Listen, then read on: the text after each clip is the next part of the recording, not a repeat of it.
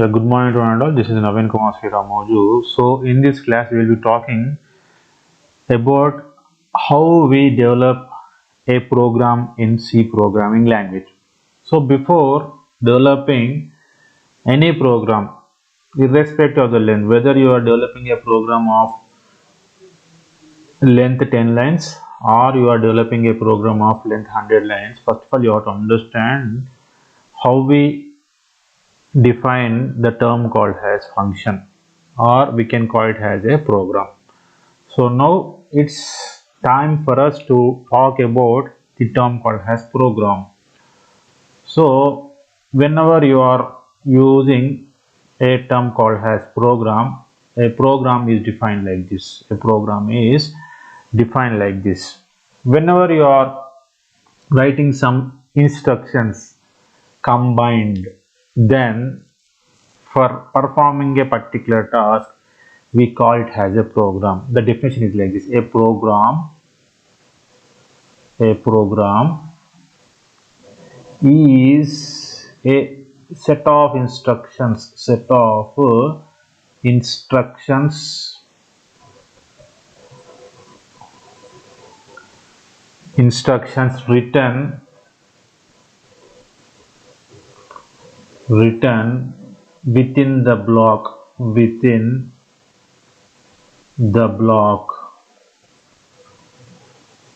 to perform a particular task to perform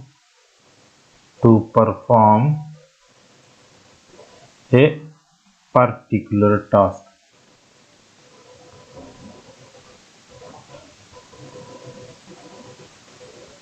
So this is how you have to define the word called as program. Now, as we are speaking from the starting of our tutorial, is that if at all you want to implement something, you have to implement that only with the concept called as syntax. So in this scenario also, for writing any program, you have to follow the predefined specific syntax so that it can be understandable by each and every person who is having the knowledge of C programming and who is having nil knowledge of C programming. So now what we'll do is we will be talking about the syntax, right, and we will be understanding the exact way of writing a program. Syntax of any program in C is like this.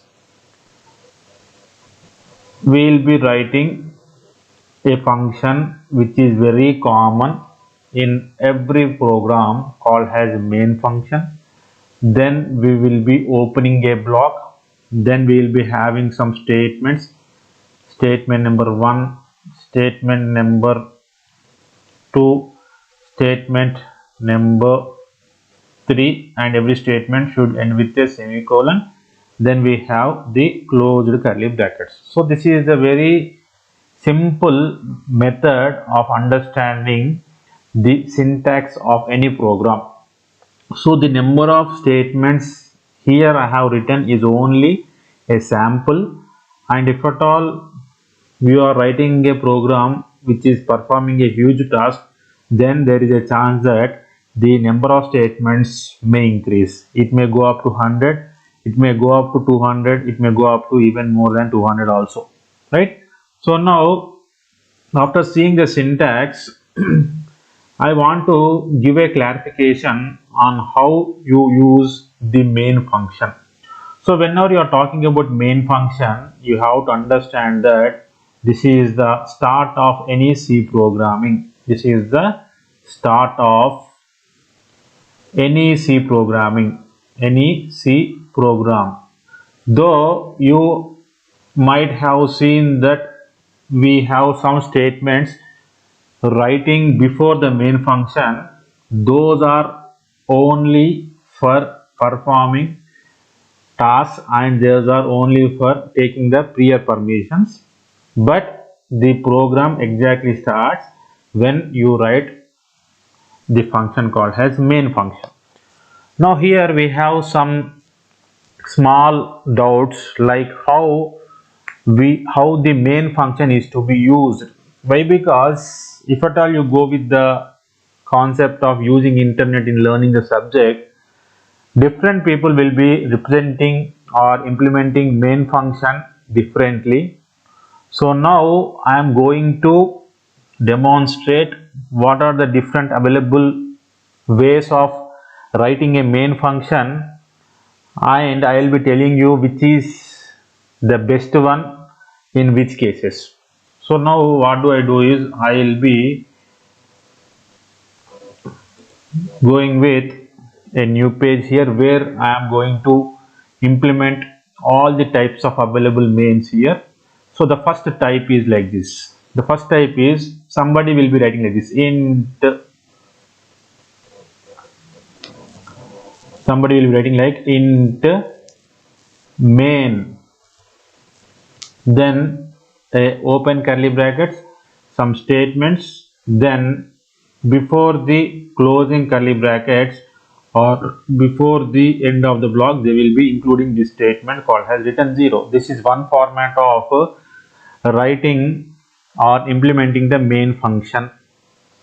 Now I will be going with the second type of implementing the main function. So somebody will be writing like this void main, then there will be some statements, then they will be closing the block. So this is the second method of implementing main function, and we have one more method here. The method is like this main, then open curly brackets, we have some statements here, then we will be going with the return statement. Okay, we will be going with the return statement. So this is how we have to understand that the main function can be implemented in these many ways. Now I am not saying that one method of implementing main function is correct and the other two methods are wrong. Every method is correct here, but you have to use the types of methods or types of implementations based upon the type of program you write. So now after understanding the very basic concepts, you will be understanding why you are using void main and in which circumstances you will be using void main and in which cases you will be using int main. So here when I have taught you about data types, I have told you like void is also a data type here. Void is also a data type here. So here void is exactly meant like it will not return any value, right? Void will not return any value. This is the point you have to understand whenever you are using the term called as void. Now coming to this case scenario, whenever you are writing return 0, then you can understand that whatever the operation we are doing is said to be a successful one. Operation is success. That means whatever the input we are given is accepted, and based upon the input we are giving, we will be getting the appropriate output, right? So this is the very basic difference between the int main and void main. Apart from this base difference, we have to understand there are some more points which are helping us in understanding the exact difference between void main and int main.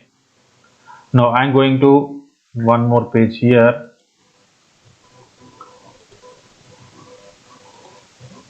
Right. So now I will be talking about void main first, then I will be going with the int main. So in which cases you have to use void main? So void main is used when The first condition is when the program is very simple, we will be using void main. Please try to remember this. Whenever we are going with a very small program which have only 5 lines, 6 lines, 7 lines, or a minimal number of lines, then the program is said to be a simple program, and void main will be used when you are writing a program which is said to be very simple. This is the point number 1. You have to understand why void main is used. The second one we will be going with. The second reason behind using void main is whenever we are having a contents like the code whichever we are writing is error free, then we can say that we can use void main. This is a second case scenario where we can say that void main is used, that code is error free. And we have one more situation where you can use void main. So void main is used when the program or code, whatever we can say either as a program or as a code is not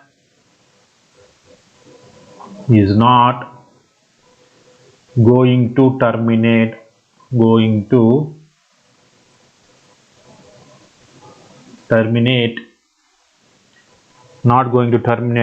before reaching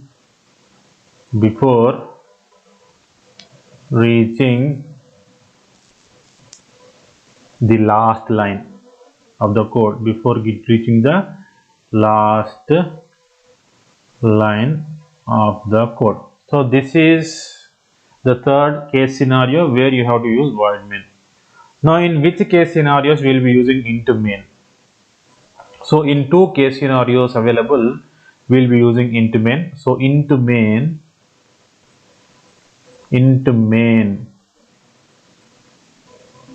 is used when we have two conditions applicable. So the first condition is like this. Condition number 1 is when we are trying to terminate the program code, we will be using int main. When we are trying to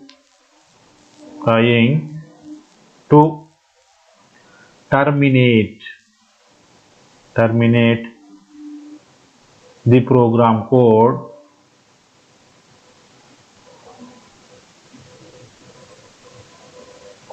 we will be using this int main. This is the first case scenario where we have to use the int main, and we have one more case scenario where we have to use int main. So the second case scenario is when we have to return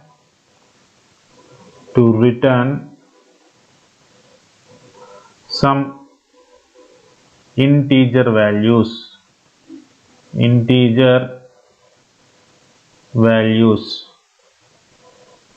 whether they are zeros or non-zero integer values.